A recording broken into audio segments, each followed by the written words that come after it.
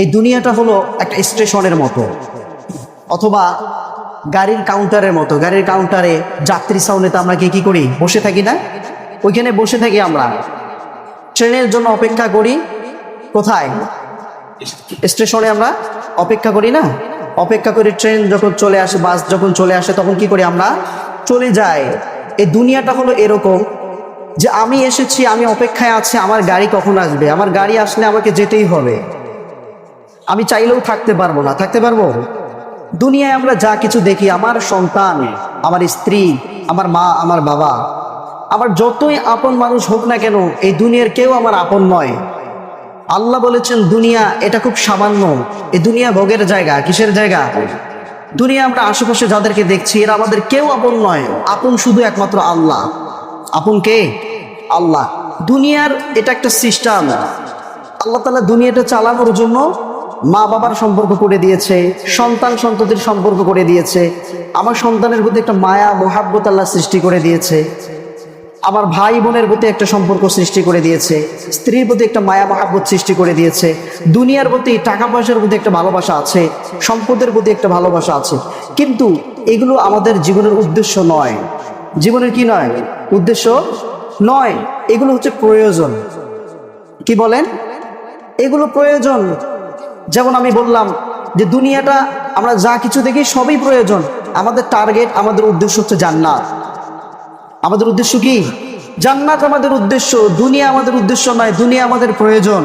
যেমন একজন মানুষ বাসে ওঠে, বাসে ওঠার পর আমি যদি ঢাকার উদ্দেশ্যে রওনা দেই, ঢাকায় যাতায়াতের পথে আমার আশেপাশে, আমার পাশের সিটগুলোতে আরো মানুষ থাকে। থাকে কি থাকে না?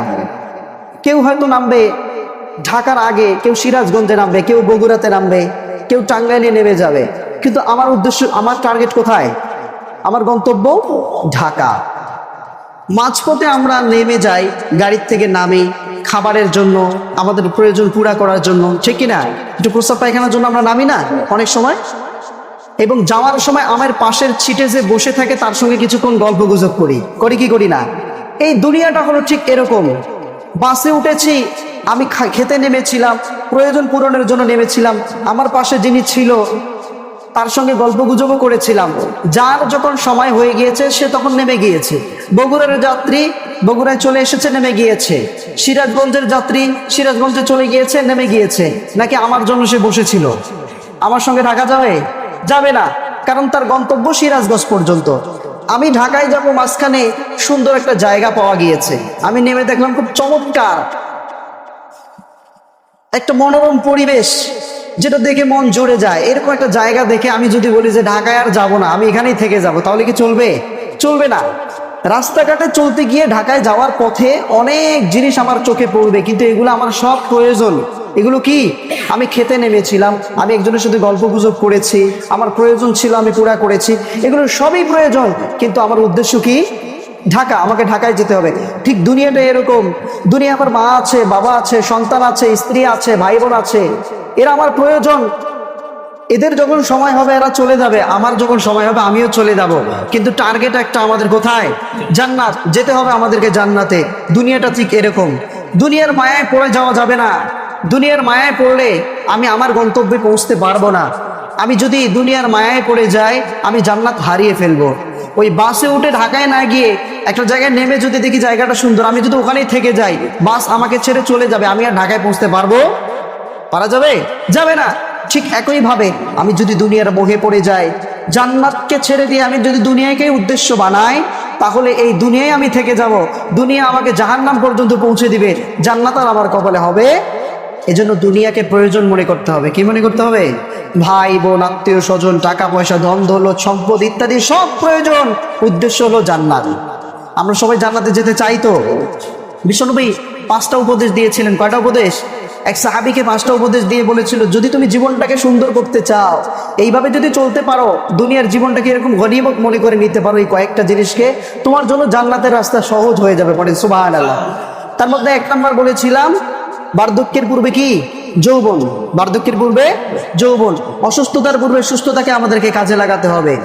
এরপর আল্লাহ ধনাঢ্যতা দিয়েছে, আমাদেরকে সম্পদ দিয়েছে, যতটুকুই দিয়েছে ততটুকুই আল্লাহর রাস্তায় ব্যয় করতে হবে। তাহলে এই সম্পদগুলো আমাদের জান্নাতে যাওয়ার কি হয়ে যাবে? মাধ্যম হয়ে যাবে। চতুর্থ নাম্বার হচ্ছে বিশ্বনবী সাল্লাল্লাহু আলাইহি ওয়াসাল্লামের সাহাবীকে উপদেশ দিয়েছিলেন, ফারাগকা ক্বাবলা শুগলিক, তোমার ব্যস্ততার পূর্বে তুমি যে অবসর সময়টা পাও, এই সময়টাকে তুমি কাজে লাগাবে। যদি তুমি হেলায় খেলায় কাটিয়ে দাও, এই সময় তোমাকে বিপদে ফেলবে। আজকের অবসর সময় আগামী দিনের পুঁজি। আগামী দিনের কি পুঁজি? আজকে যদি আমি সময়কে কাজে লাগাই, এই সময়টা আগামীর জন্য আমার পুঁজি হয়ে দাঁড়াবে। আজকে যদি সময়কে আমি নষ্ট করি, এই সময় আমাকে আফসোস করাবে, ঠিক কিনা? সময় কি জিনিস? সময় হলো এমন একটা জিনিস, আল্লাহ সুবহানাহু ওয়া তাআলা সময়ের এত বেশি গুরুত্ব, আল্লাহ নিজেই এই সময়ের কসম খেয়েছেন। সময়ের গুরুত্ব আছে বিধায় আল্লাহ কসম খেয়েছেন। সময়ের গুরুত্ব আছে বিধায় আল্লাহ সময়ের কথা বলেছেন। মানুষের জীবনের সবচেয়ে মূল্যবান জিনিস হচ্ছে সময়। মূল্যবান জিনিস কি? সময়। এজন্য উর্দুতে একটা কথা আছে, जो কাল করে ও আজ ভি কর লো, जो আজ করে ও আভি কর লো। যেটা তুমি আগামীকাল করার নিয়ত করেছো, ইচ্ছা করেছো, এটা আজই করো। আর যেটা আজ করার ইচ্ছা করেছো, এটা এখনই করো। আমার কথা বোঝা গেছে? উর্দুতে একটা কথা আছে, আর একটা এরকম কথা আছে যে আজ কা কাম কাল পর না ডাল। আজকের কাজ আগামীকালের জন্য রেখো না, তোমার জীবনে ওই আগামীকাল আর আসবে না। আমি কালকে নামাজ পড়বো, কালকে থেকে হজ করব, কালকে থেকে রোজা করব, অমুক দিন ভালো কাজ করব, অমুক দিন থেকে ভালো হয়ে যাব, ওই দিন আর আপনার জীবনে কোনোদিন আসবে না। সুতরাং আজকের কাজ আজকেই করেন, আগামীকাল যেই কাজটা করার নিয়ত করেছেন সেটা আজই করেন, আজ যেটা করার ইচ্ছা করেছেন সেটা এখনই করেন, ঠিক কি না? আল ওয়াক্তু লা ইয়ানতাযিরু লি আহাদিন, সময় কারোর জন্য অপেক্ষা করে না। এই সময়কে কাজে লাগাতে হবে আমাদের। তো আরবিতে আরেকটি কথা প্রচলিত আছে সময়ের ব্যাপারে, যে আল ওয়াক্তু সাইফুন ইল্লাম তাকতাহু কাতাআকা। সময় হচ্ছে তরবারির মতো। সময় কিসের মতো? আল ওয়াক্তু কা সাইফ, সময় তরবারির মতো, ইল্লাম তাকতাহু, যদি তুমি তাকে না কাটো, কাতাআকা, সে তোমাকে কেটে দিবে। সময়ের যদি আমি ভালো ব্যবহার না করি, আজকে আমার সুযোগ আছে, সময় আছে, আমি নষ্ট করে দিলাম ফোন চালিয়ে, ঘুরে বেড়ে বা যে কোনোভাবে আমি সময়টাকে নষ্ট করলাম, কাজে লাগালাম না, এই সময় আমাকে ধ্বংস করে দিবে। এজন্য বলা হয় যে আজকের সময়, অবসর সময়টা আগামী দিনের জন্য আমার পুঁজি বানাতে হবে। আজকে আমি যে সময়টা যদি কাজে লাগাই, আগামী দিনে এই সময় আমার জন্য পুঁজি হয়ে দাঁড়াবে। এজন্য রাব্বুল আলামিন সময়ের গুরুত্ব বোঝাতে গিয়ে আল্লাহ রাব্বুল আলামিন কোরআনুল কারীমে একটা সূরা নাজিল করলেন, সূরাতুল আসর। আল্লাহ সূরা আসর নাজিল করলেন সময়ের গুরুত্ব বোঝার জন্য। প্রথম শব্দটি আল্লাহ ব্যবহার করলেন, ওয়াল আসরি ইন্নাল ইনসানা লাফি খুসর। আল্লাহ সময়ের কসম করলেন। আসর মানে হলো সময়। আল্লাহ বললেন ওয়াল আসর, সময়ের কসম, ইন্নাল ইনসানা লাফি খুসর, নিশ্চয় মানুষ ক্ষতির মধ্যে রয়েছে। মানুষ কিসের মধ্যে রয়েছে? ক্ষতির মধ্যে রয়েছে। ইল্লাল্লাযীনা আমানু ওয়া আমিলুস সলিহাত, ওই মানুষগুলো ক্ষতির মধ্যে রয়েছে যারা সময়ের অপব্যবহার করে, সময়কে ঠিকমতো ব্যবহার করে না। তবে ক্ষতির মধ্যে ওই ব্যক্তিরা নাই, আল্লাযীনা আমানু, যারা ঈমান এনেছে, ওয়া আমিলুস সলিহাত, যারা সৎ কাজ করে, ওয়া তাওয়াসাউ বিল হাক্কি ওয়া তাওয়াসাউ বিস সবর। আল্লাহ বললেন যারা সত্যের উপদেশ দেয়, ভালো কাজের উপদেশ দেয়, মানুষকে ধৈর্যের উপদেশ দেয়, এই মানুষগুলো ছাড়া যারা সময়কে নষ্ট করে, তারা সবাই ক্ষতিগ্রস্তের মধ্যে রয়েছে, ঠিক কি না? আল্লাহ সময়ের কসম করে সময়ের গুরুত্ব বুঝিয়ে দিলেন। আবার রাব্বুল আলামিন সূরাতু ইনশিরাহ আল্লাহ বলেন, ফাইযা ফারাগতা ফানসাব ওয়া ইলা রাব্বিকা ফারগাব।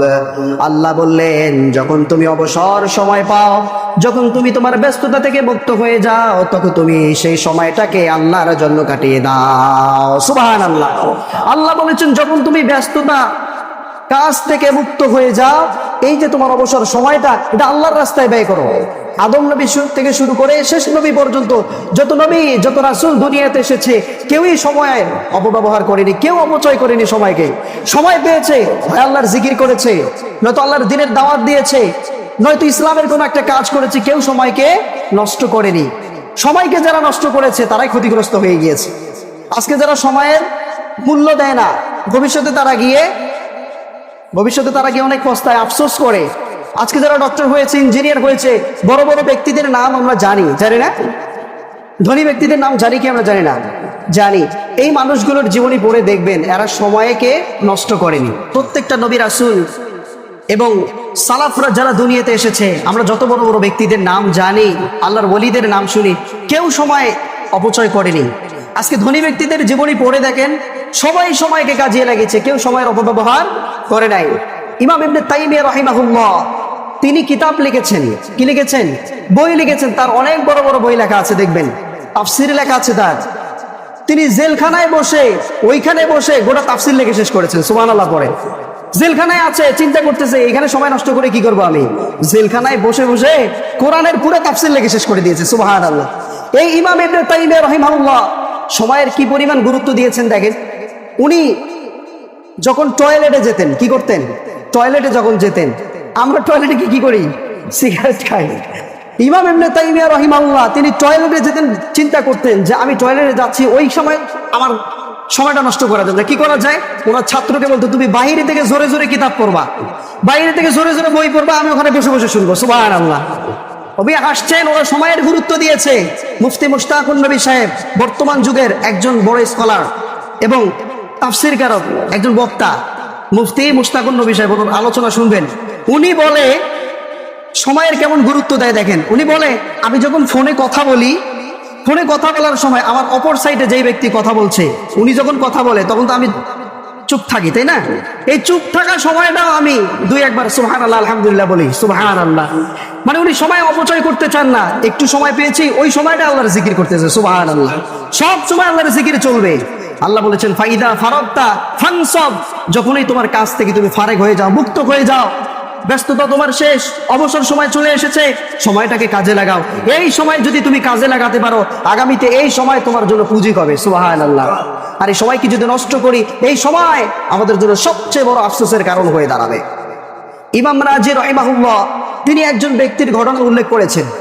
এক আল্লাহর ওলি, তিনি সূরা আসরের তাফসির খুঁজে পাচ্ছেন না, কি তাফসির করবে, মানে সময়ের মূল্য বোঝাতে পারছে না। সূরা আসর আল্লাহ কি বোঝাতে চেয়েছেন উনি নিজেই বুঝতেছে না। চিন্তা করতে করতে চলে গিয়েছে বাজারে।